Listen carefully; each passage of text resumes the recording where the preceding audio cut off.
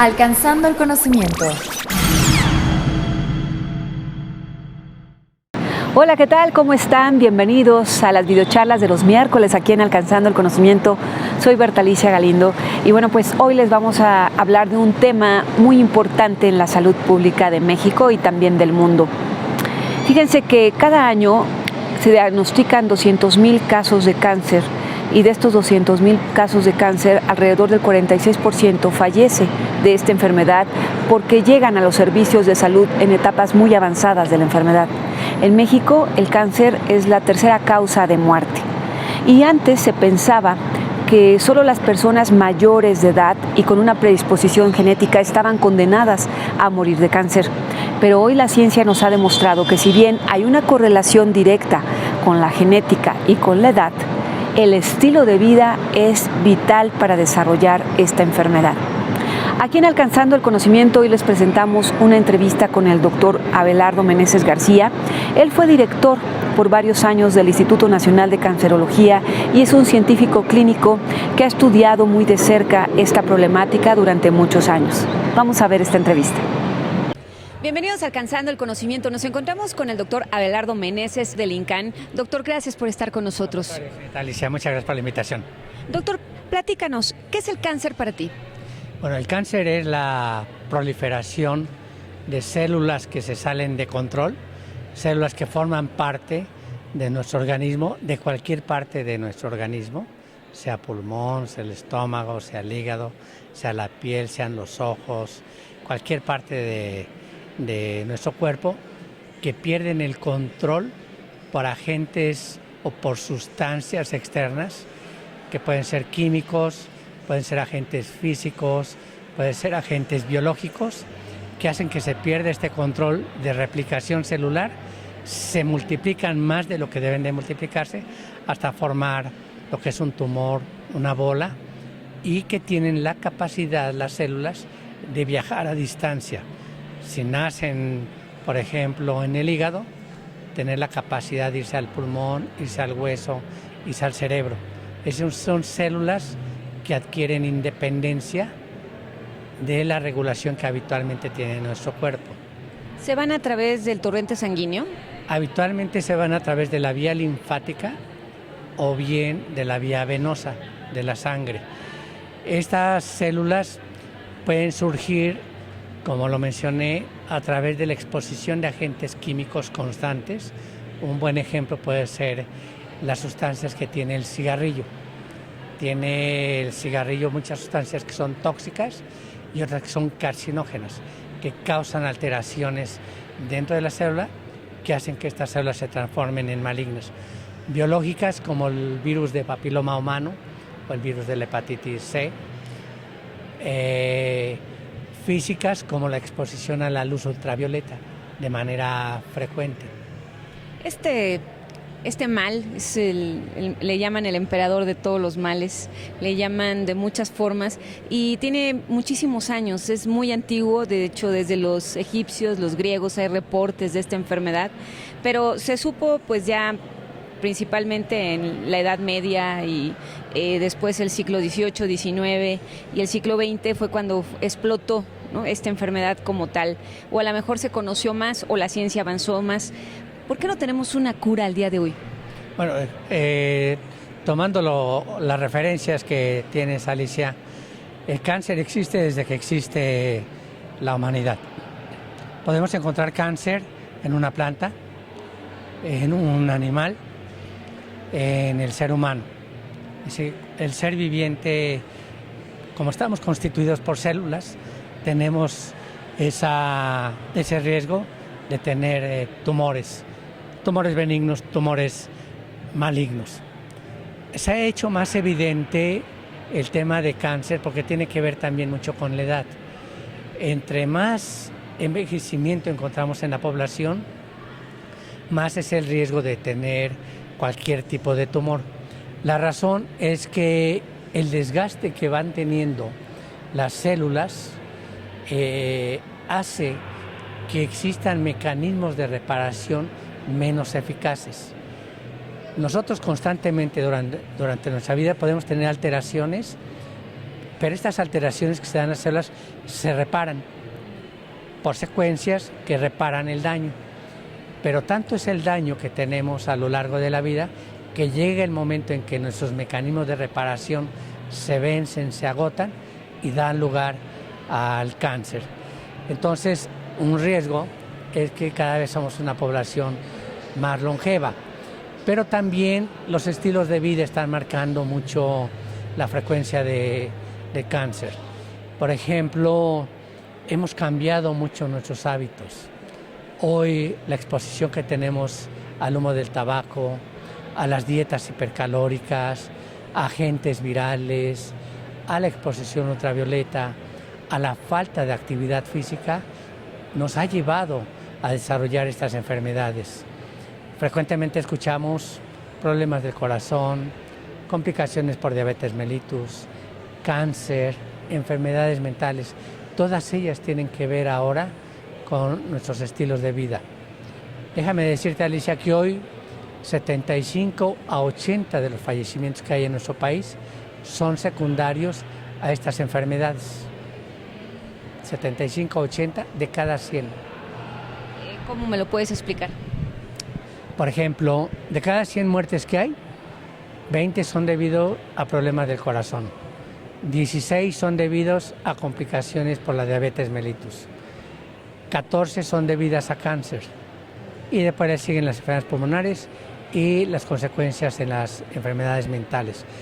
Todas ellas tienen que ver con estos estilos de vida. Hoy, por ejemplo, en nuestro país, 72% de nuestra población está en sobrepeso o en obesidad. Y esta obesidad está muy fuertemente relacionada con infartos al miocardio, con trombosis cerebral, con complicaciones por diabetes mellitus, con ciertos tipos de cáncer. Entonces, esto está generando nuestros estilos de vida aunado a la longevidad que tenemos. Y si además no tenemos actividad física, eso nos está condicionando este grupo de enfermedades. ¿Qué pasa con el cáncer? ¿Cómo es el mapa del cáncer? Hace 3 años que platiqué contigo, estaba en camino la idea de hacer este registro. ¿En qué quedó? ¿Todavía no lo tenemos? Sí, ya tenemos un registro de cáncer en base poblacional. Hay 3 tipos de registros. El registro histopatológico, el registro hospitalario. Estos 2 tipos de registros sirven para saber la frecuencia de cáncer que hay en determinadas instituciones y con ello tomar decisiones en base a lo que estamos observando más frecuentemente. El registro de cáncer en base poblacional, que es el que hacía falta, pero que afortunadamente a partir del 2017 se aprobó como una iniciativa de ley, ya permeó para que existan 9 ciudades en el país que están haciendo este registro de cáncer en base poblacional. ¿Cuál es la diferencia con el histopatológico y el que es hospitalario? Que el poblacional permite determinar en ciudades que son representativas de lo que pasa en el país de factores de riesgo y determinamos incidencia. ¿Cuál es el tumor más frecuente o cuáles son los tumores más frecuentes? ¿A qué edades se presenta? ¿En qué género se presenta? ¿En el hombre, en la mujer, en los niños, en las niñas, en los adultos? ¿Y cuál es la mortalidad que hay? Y para que sea de calidad un registro de cáncer en base poblacional, se requiere que todos los sectores informen, es decir, el Seguro Social, el ISSSTE, la Secretaría de Salud, Pemex, Fuerzas Armadas, privados. ¿Y ya hay esta comunicación? Eso ya lo hay y lo hay en 9 ciudades del país.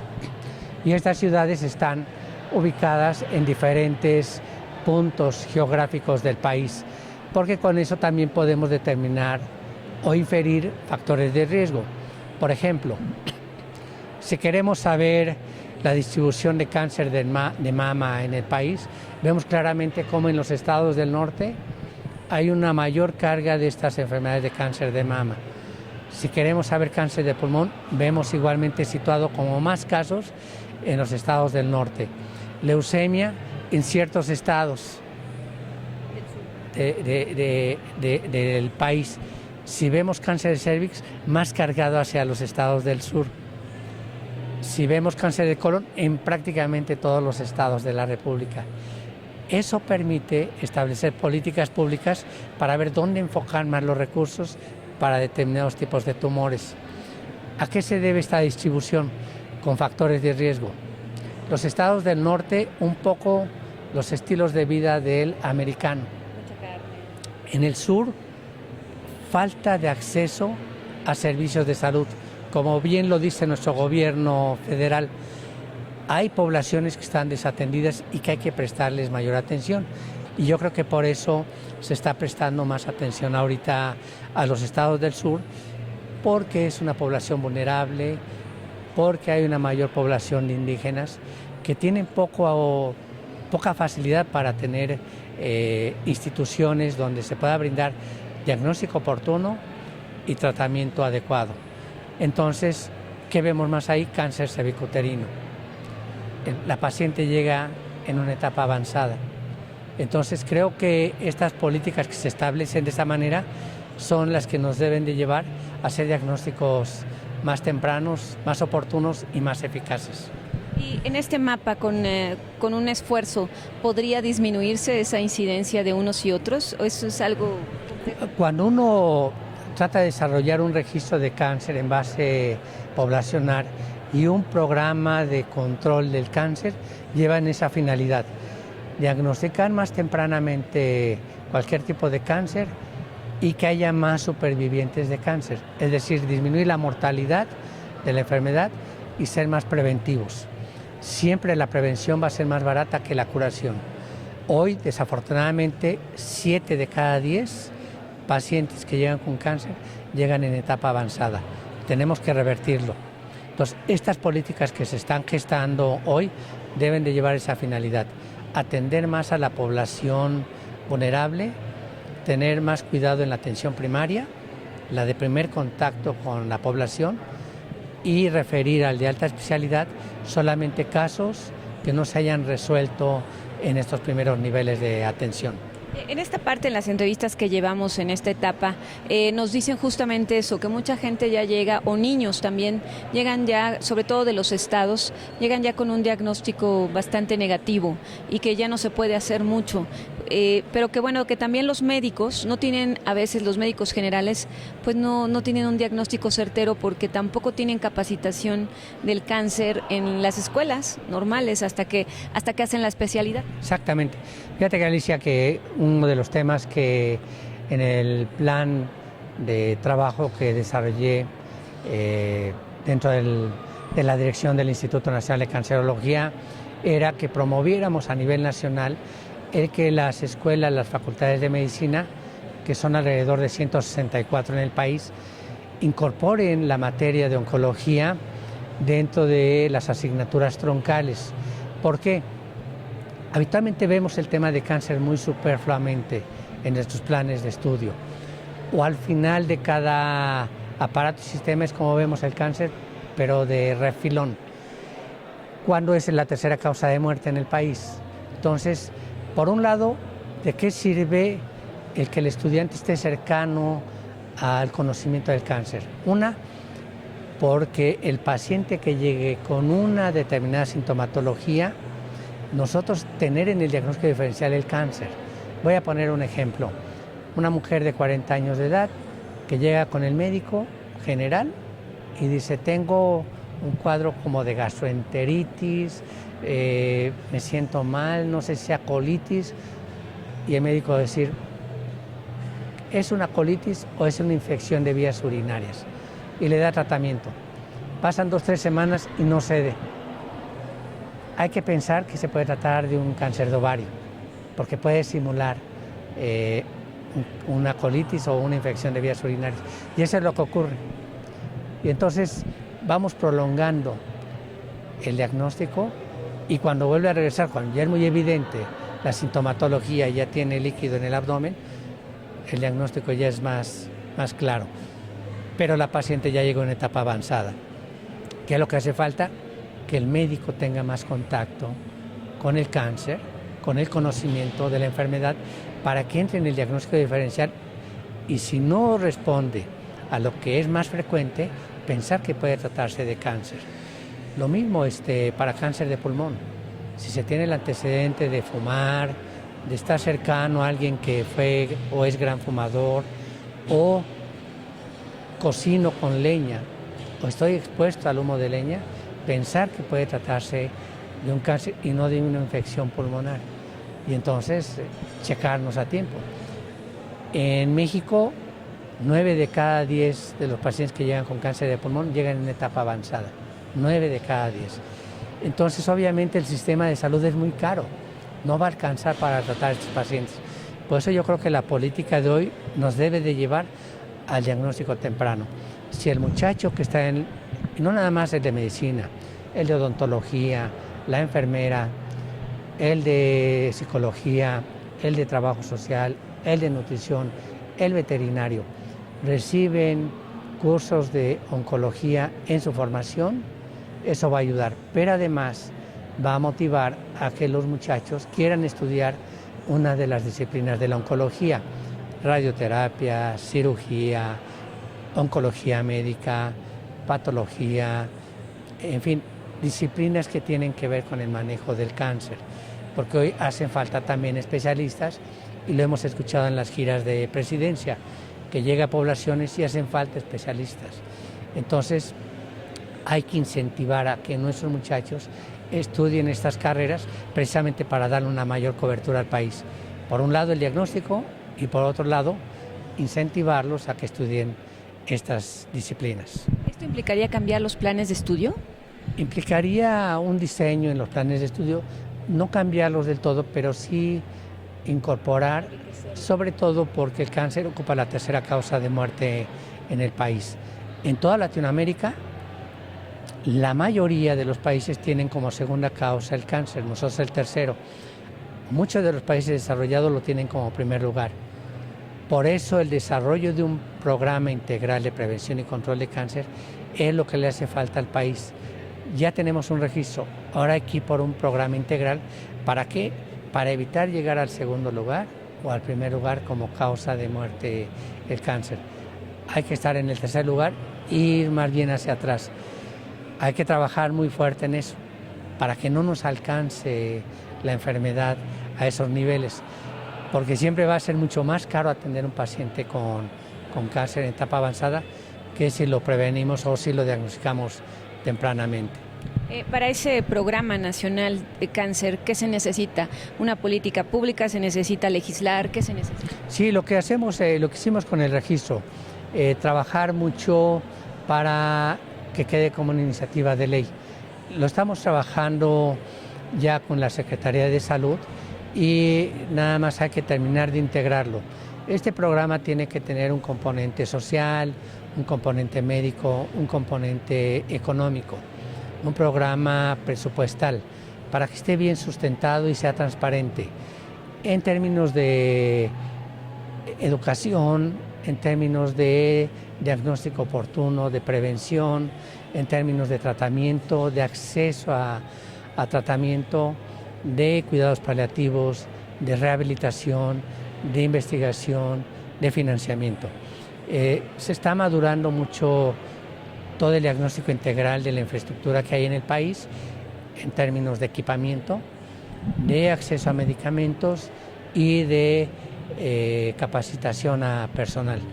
Y una vez que lo tengamos fortalecido, presentarlo ante nuestras autoridades para su aprobación, su ejecución y darle seguimiento en su implementación. En este caso, ese tema me imagino que lo han platicado con el secretario de Salud, o me imagino que ya... He tenido la oportunidad de platicarlo, pero queremos madurarlo bien para que nosotros ayudemos en la toma de decisión. Ya una vez que tengamos el diagnóstico en todo el país de cuántos equipos de mastografía hay, cuántos equipos de radioterapia hay, cuántos equipos de tomografía hay, cuántos especialistas hay, una vez que tengamos este panorama completo, llevar la propuesta, porque después viene el tema de financiamiento. Entonces no queremos dar una falsa información que vaya a dificultar la toma de decisiones. porque hay estados en donde pelean mucho por tener un equipo de radioterapia y no tienen radiooncólogo. Y formar un radiooncólogo nos lleva 5 o 6 años. Entonces hay que buscar esquemas que hagan que se motive un especialista, que sea médico internista, que se vaya a especializar con nosotros en radiooncología y que se comprometa a regresar a su estado para ayudar a la población. Entonces tenemos que buscar esas combinaciones, motivar al estudiante para que se entrene y regresar a trabajar. Tiene que tener las condiciones adecuadas para trabajar, pero también la capacidad para ejercer la profesión. Doctor, hace rato platicabas, y bueno, también lo hablamos con el doctor Nakajima, acerca de la biopsia líquida. ¿Esto hasta cuándo podría ser ya una realidad?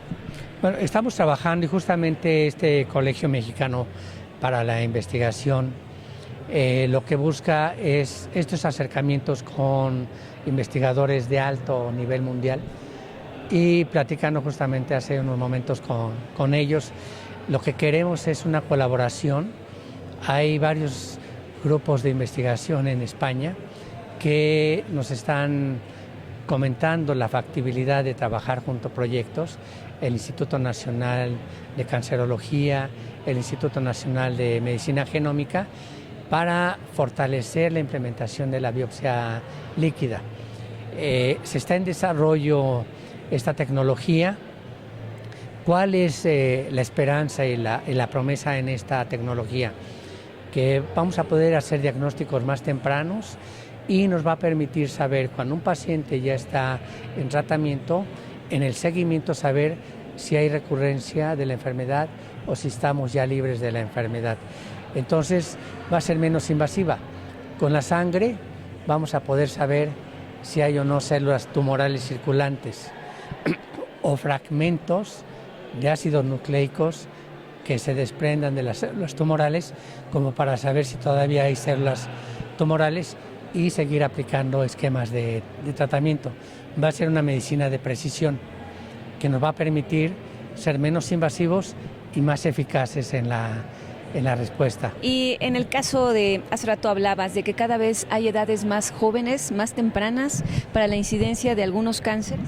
Sí, hay ciertos tipos de cáncer que gracias precisamente a los datos que arrojan los registros de cáncer, es que en México tenemos cáncer de mama, entre el 15 y el 17% de las mujeres con cáncer de mama son menores de 40 años de edad. Entonces hay ciertos países como la India, Arabia Saudita y México que tienen estas cifras altas. Cáncer de mama también lo vemos en cáncer de colon, lo vemos en cáncer de próstata, lo vemos en cáncer de endometrio del cuerpo uterino. Estos tipos de cáncer en una población menor de 40 años de edad, que no se ve con esa frecuencia en otros países. Eso nos obliga, por un lado, que en la prevención y en el diagnóstico oportuno, nuestros programas también informen de esto, porque mencionaba yo en corto con un grupo de investigadores de España, muchas veces llega una muchacha de 28, de 30 años de edad, de 23 años de edad, ¿en qué está pensando? Está pensando en casarse, está pensando en el novio, está pensando en su beca, está pensando en que tiene un examen, está pensando en que quiere tener niños más adelante, y de repente se toca una bolita y dice, pues es de que siempre me decían que era un quiste. Fui hace un mes, fui hace 3 meses, pero siento que me está creciendo y ahora me salen que tengo cáncer. Dice, yo ahorita dejo de pensar en todo lo que pensaba y ahora tengo que pensar en mañana qué me va a pasar. Y yo quisiera tener familia y ahora me dicen que me van a tener que quitar el seno o que me van a tener que dar quimioterapia y que después a lo mejor me quitan el seno después de la quimioterapia y que me tengo que olvidar por el momento de mis planes que tenía. Entonces le cambia radicalmente eso a una persona. La edad no importa. Si se toca a una mujer un nódulo mamario, hay que descartar que sea maligno. Lo más frecuente es que sean tumores benignos. Eso es lo más frecuente. Pero no sabemos quién hasta que no se le explora y en base a lo que se encuentre, tomarle una biopsia. Por eso es que en México tenemos que ser más enfáticos, que dado que cierto porcentaje de tumores de los que mencioné se presentan en población joven, hay que sospechar de la enfermedad. Porque a veces dicen, yo me lo toqué y fue y me dijeron que era benigno, que por mi edad no me preocupara. Y ya pasaron los meses y ahora me salen con que ya tengo en el hígado y que ya se fue a los pulmones y que ahora me tienen que dar un tratamiento más agresivo.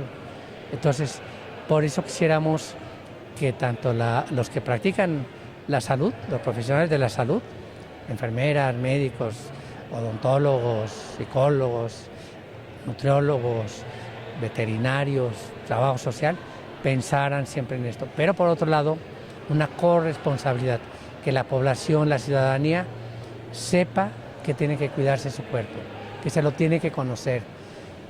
Cuando nos bañamos, tocárnoslos, revisárnoslos frente al espejo, para que cuando encontremos algo anormal, vayamos con el médico. Entonces es alertar a cuidar nuestro cuerpo, que lo conozcamos.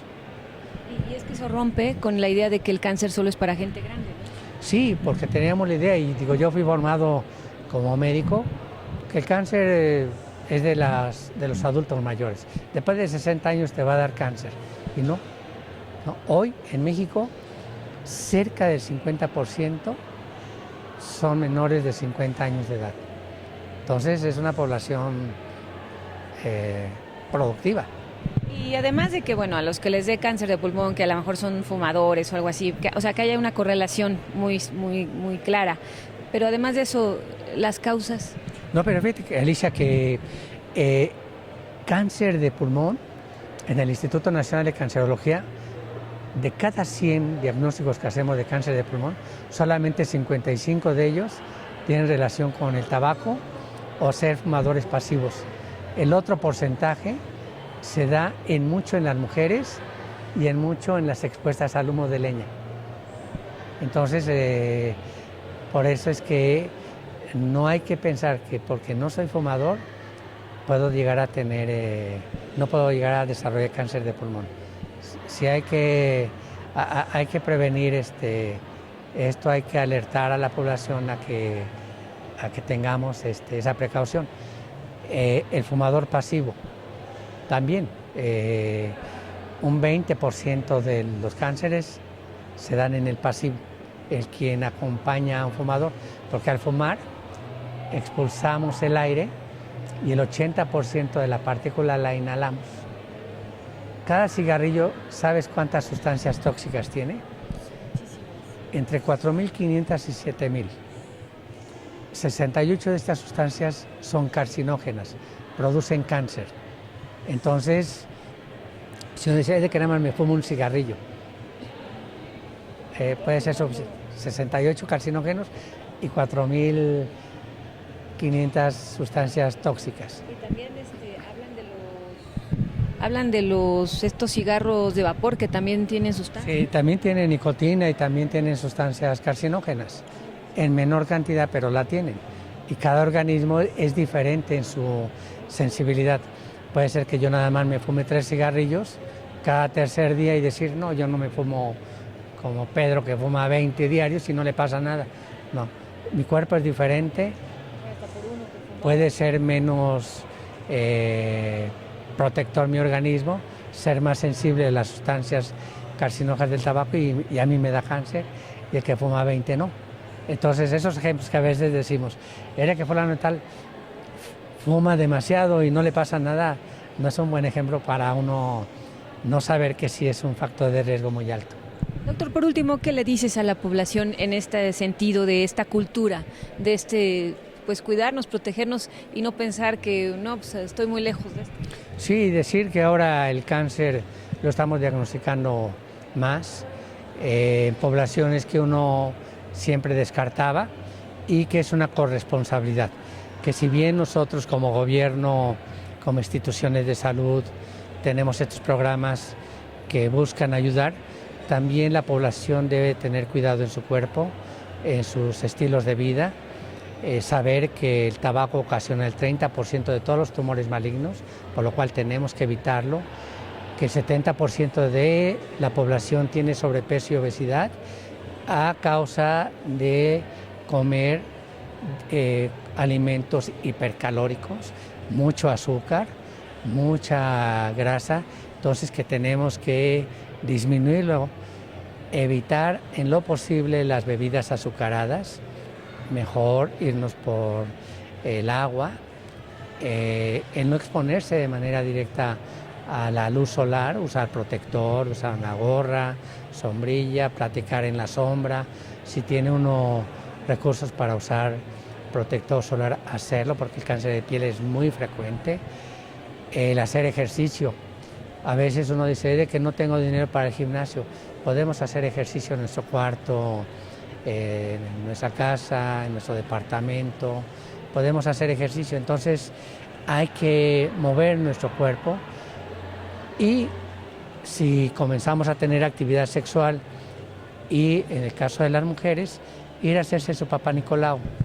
Y las mujeres, las niñas de 11, 12, 13 años de edad que están en 5º año de primaria, vacunarse contra el virus de papiloma humano. Esto va a hacer que la frecuencia de cáncer disminuya importantemente. Explorarnos nuestro cuerpo, ser responsables de que la salud nos pertenece y somos los únicos responsables de nuestro cuerpo. Nadie nos obliga a comer diario garnachas y a comer diario estas comidas ricas en carbohidratos, a estar tomando refresco, nadie nos obliga, ni a estar fumando. Depende de nosotros. Entonces, creo que el mensaje es cuidémonos, porque si queremos envejecer, hay que hacerlo sanamente. Hay que llegar a la vejez, pero disfrutando con calidad de vida. Gracias, doctor. Al contrario, muchas gracias, Alicia. Y gracias a todos ustedes por estar con nosotros aquí en Alcanzando el Conocimiento, una herramienta vital. La Organización Mundial de la Salud prevé que para el 2050 haya 35 millones de casos nuevos de cáncer, 70% más de la cifra que hay al día de hoy. Si llegamos a esta cifra en 2050, entonces no habríamos cambiado en nada nuestro estilo de vida, ni tampoco el sistema de prevención. Tenemos que hablar de cáncer. Es importante ver que esta enfermedad es curable si la detectamos a tiempo. Es importante saber que tenemos que cambiar nuestros hábitos, nuestro estilo de vida. En México, 70% de la población padece sobrepeso y obesidad, y esto, el sobrepeso y la obesidad, predisponen a enfermedades que llevan al cáncer, como la hipertensión, la diabetes y muchas otras enfermedades que están condicionadas por la inflamación crónica. Tomemos en cuenta la prevención y a cambiar nuestro estilo de vida. Soy Berta Alicia Galindo. Estas son las videocharlas de los miércoles. Los veo el próximo miércoles. Alcanzando el conocimiento.